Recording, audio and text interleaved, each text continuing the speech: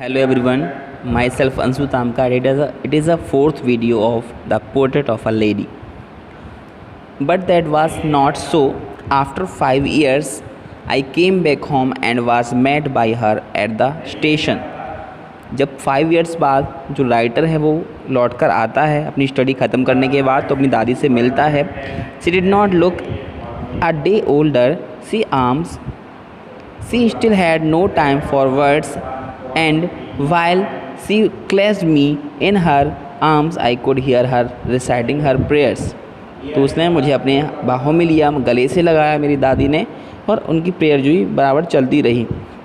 Even on the first day of my arrival, her happiest moments were with her sparrows, whom she fed longer and with fabulous reviews. मैंने देखा कि उनका जो happiest moment था पूरे दिन का वो क्या करती रहती थी. वो देखा स्पैरोज़ को चुगाती थी, दाना डालती थी. वो उनके पूरे दिन भर का बहुत अच्छा मोमेंट होता था जिससे उन्हें खुशी मिलती थी. In the evening a change came over her. She did not pray. She collected the women of neighbourhood, got an old drum and started to sing. मेरी आने की खुशी में शाम को उन्होंने आस पड़ोस की वुमेन को बुला लिया, और बुलाने के बाद पड़ोस की वुमेन को बुलाया और क्या किया, ढोलक वगैरह इकट्ठा किया और गाना शुरू कर दिया. मेरी खुशी मना रही थी, सेलिब्रेट कर रही थी. For several hours she thumbed the sagging skins of the dilapidated drum and sang of homecoming of warrior. जिस तरह से योद्धाओं की आने की खुशी में ड्रम बजाए जाते हैं, ढोल बजाए जाते हैं, उसी तरह से मेरी आने की खुशी मेरी दादी जो है वो खुशी मना रही थी ढोलक वगैरह बजा के. We had to pursue her to stop to avoid overstraining. That was the first time since I had known her that she did not pray. उसने मेरी आने की खुशी में अपनी एक टाइम की प्रेयर भी छोड़ दी. The next morning she was taken ill. It was a mild fever and the doctor told us that it would go. फिर उसको फीवर आ गया, माइल्ड फीवर आ गया. डॉक्टर ने कहा कोई बात नहीं, ये चला जाएगा. But my grand mother thought differently. लेकिन मेरी ग्रैंड मदर डिफरेंटली थॉट कर रही थी, अलग तरह की सोच रही थी. She told us that her and was near. उसको पता चल गया, उसने बताया कि उसका अंत निकट है. She said that since only a few hours before the close of the last chapter of her life she had omitted to pray.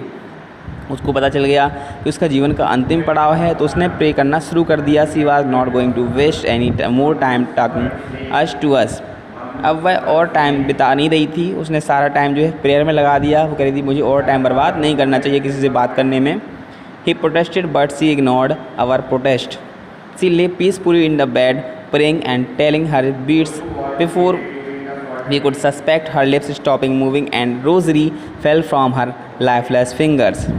जिस तरह से उसकी जो जापमाला थी वो उसकी उंगलियों पे चल रही थी और धीरे धीरे वो गिर गई, लाइफलेस हो गई उसकी उंगलियां, क्योंकि a peaceful pallor spread on her face and we knew that she was dead. और हमें पता चल गया वो एक्सपायर हो चुकी है, मर चुकी है. We lifted her off the bed and is the customary laid her on the ground and covered her with the red shroud. After a few hours some mourning we left her alone to make arrangement for her फंडल.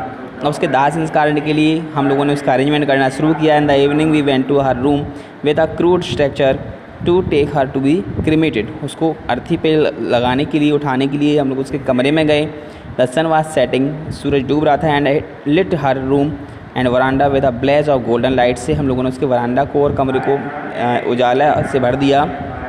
We stopped half way in the courtyard all over the veranda and her room right up to where she lay dead and stiff wrapped in the red shroud. उसको लाल कड़े से ढका हुआ था. Thousand of sparrow, वहाँ हज़ारों चिड़ियाँ जो है sat scattered on the floor, ज़मीन पर आ गई. There was no chirping. कोई भी चिरपिंग नहीं कर रही थी, चहचहा नहीं रही थी. We felt sorry for the birds and my mother फ्रेश सम ब्रेड्स फॉर देम. हमें बड़ा बुरा लगा उनको देखे कि वो चहचहान रही हैं, शांत बैठी हैं, तो मेरी माँ ने कुछ ब्रेड के टुकड़े उनमें डाल दिए. She broke into little crumbs the way my grandmother used to and threw it to them. जिस तरह से मेरी ग्रैंड मदर उसको डाला करती थी दाना, और उन्होंने खाया नहीं. दे पर took no notice on the bread को देखा तक नहीं. When we carried off my grandmother's corpse. जैसे हम ग्रैंड मदर की अर्थी को ले जा रहे थे, दे फ्लू अवे क्वाइटली. वे शांति से उड़ गई. Next morning the sweeper swept the bread crumbs into the dustbin. अगले दिन स्वीपर ने वो सारे ब्रेड डस्टबिन में डाल दिए और वहाँ पर साफ़ कर दिया. इस तरह से ये स्टोरी का एंड हो गया. आई होप आपको ये क्लियरली समझ में आ गई होगी. Thank you so much.